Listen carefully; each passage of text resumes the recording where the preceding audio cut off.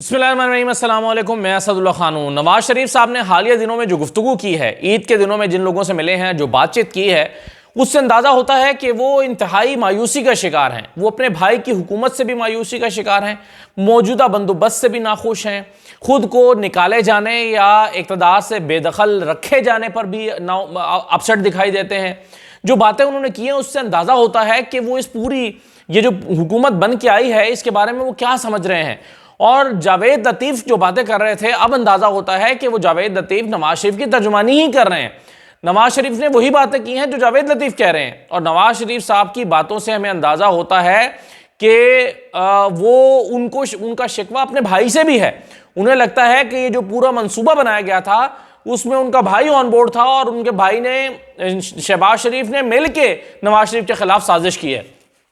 कैसे अंदाजा होता है, क्या बातें नवाज शरीफ ने की हैं, जरा सबसे पहले आपके सामने मैं ये रख देता हूं। देखें, वो कहते हैं मौजूदा हुकूमत बंधी हुई है और हम तो नोजल हैं, यानी हुकूमत को नोजल के जरिए से बांध के रख दिया गया है, ये समझते हैं नवाज शरीफ साहब। और वो समझते हैं कि ये तो अपने फैसलों में आज़ाद ही नहीं है, ये तो हुकूमत जो है इसको बांध के रखा गया है, ये बांध के चलाया जा रहा है, ये हुकूमत फैसलों में आज़ाद नहीं है, ये उनका मानना है नवाज शरीफ साहब का। फिर वो कहते हैं कि मुझे बताया गया और पहले ही पता चल गया था कि सब बंदोबस्त हो चुका है और मैं वज़ीर आज़म नहीं हूं। वो कहते हैं बंदोबस्त तो पहले किया गया था मुझे निकालने के लिए। आपको याद होगा जावेद लतीफ़ ने पिछले दिनों क्या कहा था। जावेद लतीफ़ ने कहा था कि ये जो सारा कुछ किया गया है ये नवाज शरीफ साहब को इक़्तिदार से रोकने के लिए, नवाज शरीफ का रास्ता काटने के लिए किया गया है, यानी नवाज शरीफ का रास्ता काट के शहबाज शरीफ को वज़ीर आज़म बनाने के लिए किया गया है। इसका मतलब है कि यह साजिश जिसमें जो नवाज शरीफ के खिलाफ की गई उसमें उनका भाई शहबाज शरीफ उस साजिश का हिस्सा है। तो वही बातें जो जावेद लतीफ़ किया करते थे वही नवाज शरीफ ने की हैं। ये मैं सवाल मुसलसल उठाता रहा कि अगर जावेद लतीफ़ नवाज शरीफ की तर्जुमानी नहीं कर रहे तो फिर उनको रोका क्यों नहीं जा रहा, फिर मना क्यों नहीं किया जाता, फिर ऐसा क्यों नहीं होता कि नवाज शरीफ साहब से कहा, नवाज शरीफ रोक दें जावेद लतीफ़ को, कहें कि यार तुम ये बातें ना करो, खामोशी इख्तियार करो। लेकिन चूंकि ये नहीं हो रहा था, जावेद लतीफ़ मुसलसल बातें कर रहे थे और मैं आपसे बार बार कह रहा था कि मुझे लगता है कि नवाज शरीफ की ईमा पर ये बातें हो रही हैं, और आज नवाज शरीफ ने वही बातें दोहरा दी हैं और वो कह रहे हैं कि सारा बंदोबस्त तो पहले ही हो चुका था और तय हो चुका था कि मैं वज़ीर आज़म नहीं हूं, यानी ये सारा कुछ इसलिए किया गया कि मुझे वज़ीर आज़म ना बनाया जाए। वो अलग बात है कि नवाज शरीफ सबसे अहम नुक्ते को मिस कर रहे हैं, वो ये कि अगर छोड़ दिया जाता अवाम के ऊपर फैसला तो फिर तो 15 सीटें थी नून लीग की, फिर तो ना नवाज शरीफ वज़ीर आज़म था ना शहबाज शरीफ था। लेकिन वो इस नुक्ते पे नहीं आ रहे। वो कहते हैं कि जी नून लीग की हुकूमत बनाना थी ये तो तय था, यानी उनके कहने का मतलब तो फिर यही हुआ ना कि नवाज शरीफ की हुकूमत तो बननी थी, ये तो तय था कि नून लीग की हुकूमत बननी है, लेकिन मेरा रास्ता काट के शहबाज शरीफ को दे दिया गया। इसमें मंसूबे के अंदर मंसूबा यह बनाया गया कि नवाज शरीफ को काट दिया गया और शहबाज शरीफ को हुकूमत दे दी गई। फिर एक सवाल उनसे किया गया जिसके जवाब में उन्होंने कहा कि मैं अवाम से मिलकर क्या करूं, कौन सी कारकर्दगी है हमारी जो मैं अवाम से मिलूं, कौन सी कारकर्दगी है। ये कमेंट है अपने भाई की 16 साल की हुकूमत की कारकर्दगी और जो इस वक्त हुकूमत चल रही है। वो समझते हैं कि भाई लोग हमसे खुश ही नहीं है, हमारी कोई कारकर्दगी नहीं है, तो जब लोग हमसे खुश ही नहीं है और हम परफॉर्मेंस दे ही नहीं पा रहे तो मैं लोगों से मिलकर क्या करूं, मैं अवाम से क्यों मिलूं, मैं क्या इंटरेक्ट करूं लोगों के साथ। तो यहां पर वो अपनी मायूसी का इजहार कर रहे हैं। नवाज शरीफ खास से मायूस दिखाई देते हैं और इसीलिए वो लोगों से मिलने से गुरेजा भी हैं।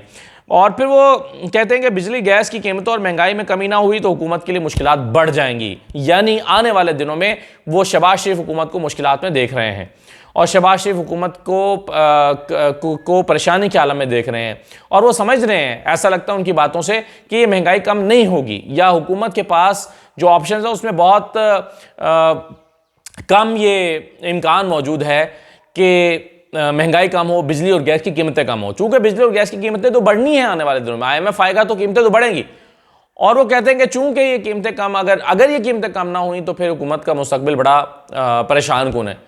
लेकिन वो अलग बात है कि अगर ये शहबाज शरीफ की हुकूमत ना बनी होती और नवाज शरीफ की बन गई होती, नवाज शरीफ इक़्तिदार में आ गए होते, तो भी मईशत के हालात यही होते, तो भी महंगाई ऐसे ही बढ़ रही होती, तो भी नवाज शरीफ के होते हुए भी गैस और बिजली की कीमतें बढ़ानी पड़ती क्योंकि IMF ने आना था।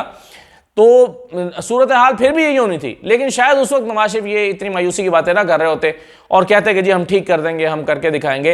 लेकिन आज वो अपने भाई के लिए मायूस दिखाई देते हैं, कोई बहुत हौसला अफजा गुफ्तगू उनके लिए नहीं कर रहे। ये नहीं कह रहे कि हाँ शहबाज शरीफ की हुकूमत है, मेरी पूरी सपोर्ट है।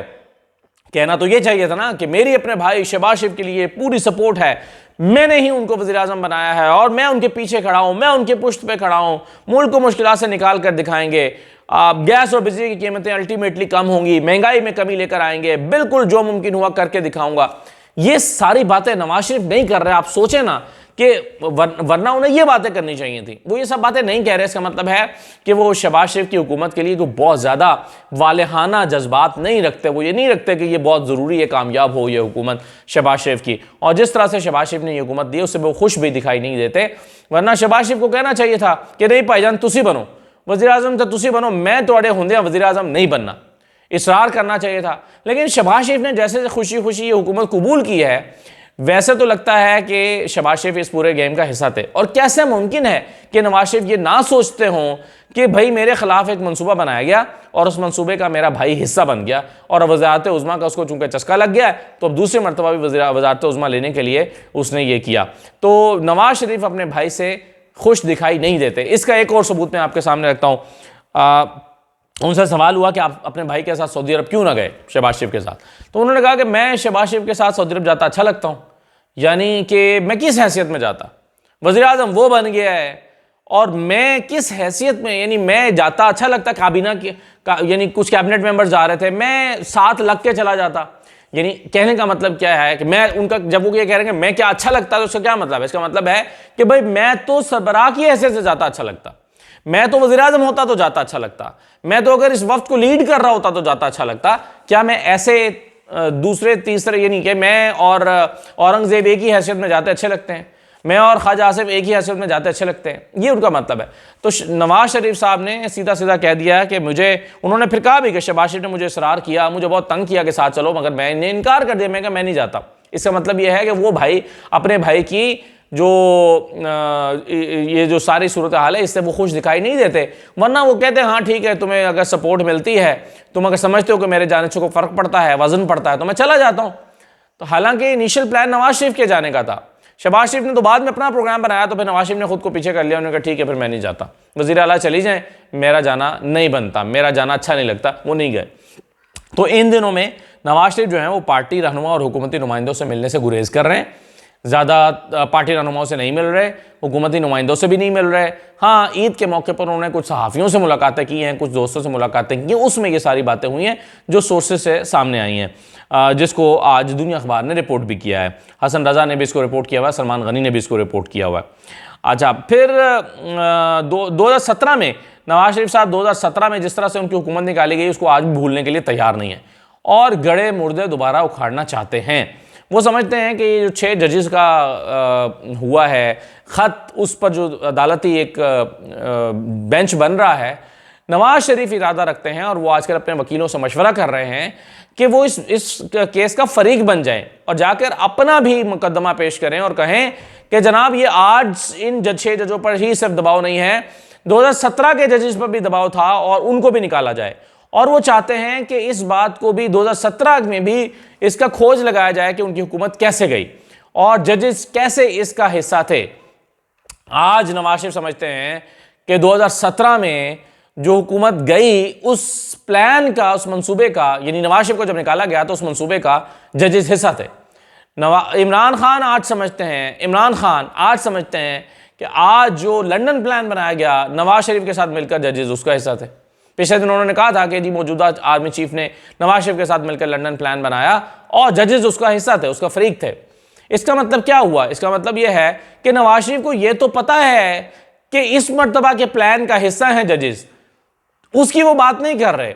वो कहते हैं 2017 के प्लान का जो जजेस हिस्सा बने थे उसकी बात करें। बिल्कुल सही है, उसूली तौर पर उसकी बात भी होनी चाहिए, इसकी बात भी होनी चाहिए। लेकिन ये कैसी बात है, मुनाफिकत है कि नवाज शरीफ सिर्फ 2017 में अपनी हुकूमत गिराए जाने पर जजेस के किरदार को देख रहे हैं, अब ये हुकूमत बनाए जाने और इमरान खान की हुकूमत गिराए जाने के में जजेस के किरदार को नहीं देख रहे, उस पर खामोशी इख्तियार करके बैठे हुए हैं। आज उस पर बात हो रही है तो मैदान में आ गए हैं ये कहते हुए कि जी मेरे भी मामलात की खोज लगाई जाए, मेरी कैसी हुकूमत ख़त्म की गई थी उसका भी अंदाज़ा लगाया जाए। तो आज नवाज शरीफ जो हैं वो अपना मुकदमा लेकर आ गए हैं, लेकिन जो खुद लंदन प्लान बनाकर पाकिस्तान आए वज़ीर आज़म बनने की खातिर, उसकी वो बात नहीं कर रहे। हाँ, अब जब उनको वज़ीर आज़म नहीं बनाया गया और उनके भाई को बना दिया गया है, तो अब वो बोलना शुरू हो गए हैं और वो कह रहे हैं कि जी ये तो मेरे साथ बड़ी कहानी हो गई, मेरे साथ गेम हो गई, ये बंदोबस्त था जो भाई के लिए प्लान किया गया, मुझे इसमें से निकाल दिया गया। तो दिल के फफोले जो हैं वो आज नवाज शरीफ सामने लेकर आए हैं। तो उन्होंने कह दिया कि 6 जज के खत पर अदालती कार्रवाई का हम फरीक बनेंगे।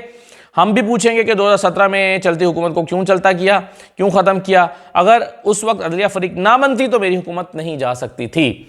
तो फिर इनसे पूछेंगे कि उस वक्त बाद में उसके बाद अदलिया फरीक ना बनती तो फिर इमरान खान की हुकूमत भी नहीं जा सकती थी, और अब अदलिया फरीक ना बनती तो शहबाज शरीफ की हुकूमत भी नहीं आ सकती थी। ये सबसे इंपॉर्टेंट बात है। ये जो बल्ला छीना गया, ये जो बाद के अदालती फैसले हैं, जो उससे पहले के अदालती फैसले हैं, ये जो दरखास्तें गई काजी फाइसा के पास कि जनाब लेवल प्लेइंग फील्ड नहीं मिल रही, काजी फाइसा ने दरखोर इतना उसको नहीं समझा। काजी फाइसा जो हैं वो उन्होंने उसको कोई तवज्जो नहीं दी। उन्होंने कहा कि जी कहाँ है, दिखाएं, रिपोर्ट दिखाएं, सबूत दें, सबूत पेश करें। यहाँ पर अदालतों ने, इलेक्शन कमीशन ने आंखें बंद की। इलेक्शन कमीशन तो खैर पार्ट एंड पार्सल था, काजी फाइसा ने आंखें बंद कर ली। तो आज भी अगर हुकूमत इसका हिस्सा ना बनती मियाँ साहब, तो फिर ये शहबाज शरीफ की हुकूमत भी नहीं आ सकती थी। 15 सीटें थी आपकी, 15 याद रखें, 15 का फिगर याद रखें। चलें, आप अगर 15 को नहीं मानते तो 17 थी, 17 से ज़्यादा तो आप भी नहीं गिना सकते मियाँ साहब। मुझे 17 से ज़्यादा सीटें मियाँ नवाज शरीफ गिनवा दें तो मैं मान जाऊँगा और कहूँगा कि हाँ भाई ये तो हुकूमत नून लीग की है। तो ये तो खुद नून लीग नहीं बता सकती। अपने फॉर्म 45 15 फॉर्म 45 भी जेन्युइन पेश नहीं कर सकते मियाँ नवाज शरीफ साहब, और शिकवे कर रहे हैं कि मेरे भाई ने बैक स्टैबिंग की है। तो अब शिकवा उनका अपने भाई से है, शिकवा उनका किससे है, बाकी लोगों से, इस्टेब्लिशमेंट से है, और न जाने किस किस से। और शिकवा उनको ये भी है कि मेरे साथ एक मंसूबा बनाया गया था लंदन प्लान, और मुझे उस लंदन प्लान से बहुत सफाई से उठा के, जैसे मक्खन से बाल निकाला जाता है, बहुत सफाई से उठा के मुझे साइड पर रख दिया गया। और आज उनको इस बात की तकलीफ़ महसूस होती है, और वो इस तकलीफ़ का इजहार भी कर रहे हैं। तो लुब्बे लुबाब ये है कि वो अपने भाई की हुकूमत के से खुश दिखाई नहीं देते, अपने भाई की हुकूमत के लिए बहुत ज़्यादा सपोर्ट भी पेश करते हुए नज़र नहीं आ रहे। शहबाज शरीफ की के इस सारे जो चाल चली गई है या खेली गई है, उसमें शहबाज शरीफ के किरदार से भी ज़्यादा खुश होते दिखाई नहीं दे रहे। और आज उन्होंने वो बातें दोहरा दी हैं जो बातें जावेद लतीफ़ काफ़ी दिन से कर रहे हैं। इजाज़त दीजिए, अल्लाह हाफ़िज़।